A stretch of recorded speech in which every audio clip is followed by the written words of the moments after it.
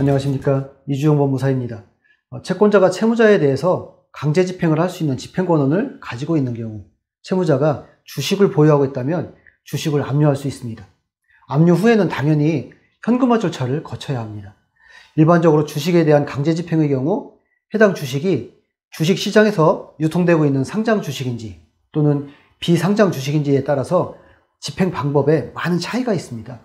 이번 시간에는 주식 발행 전의 주식에 대한 압류 절차에 대해서 알아보겠습니다.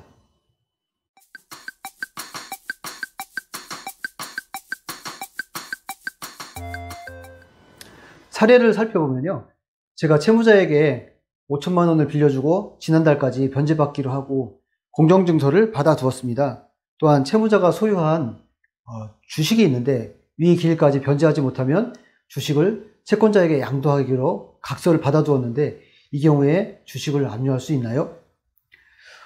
채권 추심에서 주식을 압류하는 절차가 어렵다고 하는데 실제 압류 신청이 어렵다기보다는 압류 후에 현금화해서 금원을 회수하는 절차가 까다롭고 어렵습니다. 집행권한이라는 건 무엇일까요? 집행권한이라는 것은 채권자가 채무자를 상대로 판결을 받은 후에 집행문을 구역과 받거나 공정증서를 작성한 후에 이 공정증서에 집행문을 받은 문서를 말하며 그 이외에도 지급명령 정본이나 이행권고 결정 또 화해권고 결정 등이 집행권한에 해당이 됩니다. 채무자가 주식을 가지고 있다면 어떻게 해야 될까요? 주식에 대한 집행은 주권의 발행 여부, 증시에 상장이 되었는지 여부, 회사 성립 후 또는 신주의 납입기일 후에 6개월이 경과했는지 여부에 따라서 각 집행 방법이 달라집니다.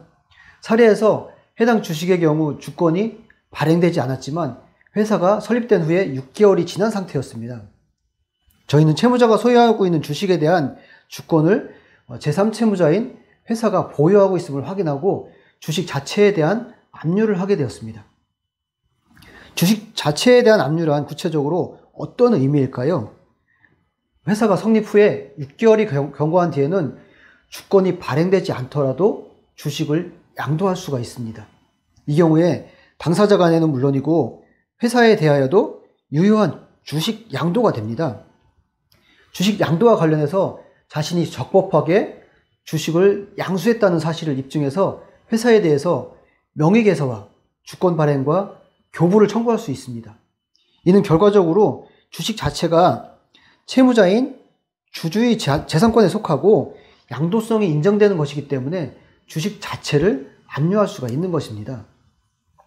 저희는 압류 신청서에 채무자가 회사인 제3채무자에 대해서 가지고 있는 주식을 압류하고 회사는 채무자의 청구에 의해서 명의개설을 하지 못하며 또 채무자에게 주권을 교부하는 행위를 하지 못하게 하고 나아가서 채무자가 주식을 매매하거나 또 양도 또 일체의 처분 행위를 하지 못하도록 법원에 신청 서류를 제출했습니다.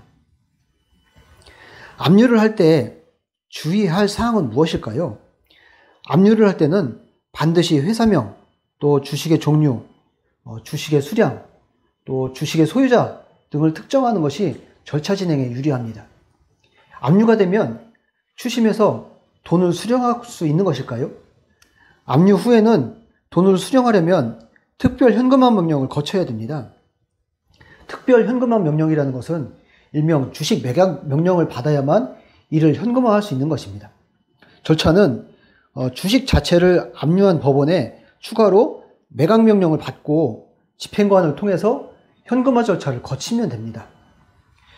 주권이 발행된 이후라면 어떻게 강제 집행이 진행이 될까요? 두 가지로 나누어 볼 수 있는데요.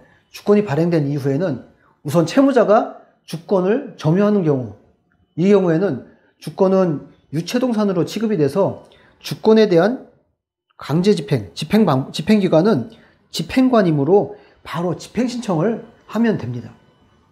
주권이 상장이 되어서 예탁된 경우에는 한국예탁결제원을 제3채무자로 해야 하고 예탁증권 등 지분양도명령과 매각명령, 현금화 명령을 거쳐야 됩니다.